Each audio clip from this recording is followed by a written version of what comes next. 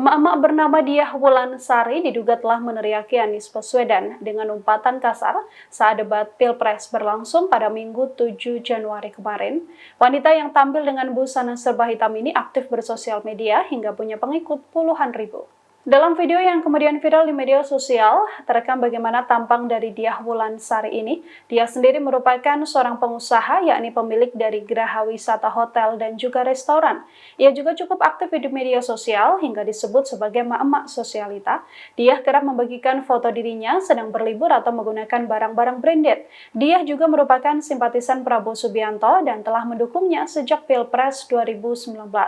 Dia aktif di sosial media Instagram @wulansari 012 yang memiliki setidaknya 38.000 pengikut di Instagram dan cukup aktif bermedia sosial. Kini akun Instagram dari Diah sudah tak bisa ditemukan seusai videonya viral. Diketahui teriakan dari Diah ini terekam sebuah video dalam momen debat Pilpres. Tampak wanita tersebut duduk di kursi undangan di belakang supporter Capres nomor 2 Prabowo Subianto.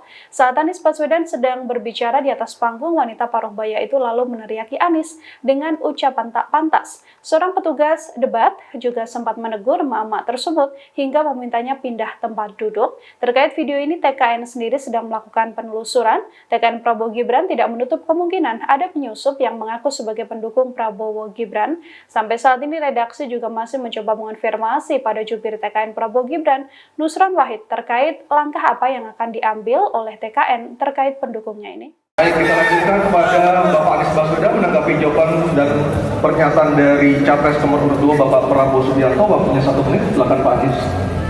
Ketika dikatakan bahwa standar etika yang dipegang adalah tinggi, memang Presiden, Panglima tertinggi harus memiliki standar etika.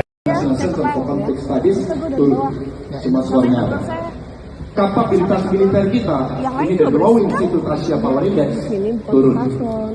Proporsi anggaran pertahanan kita sumbernya IISS Military Balance Plus turun.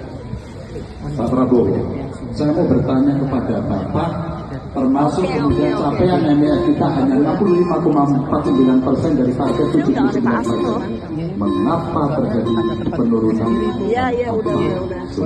Waktu habis. Download Tribun X sekarang.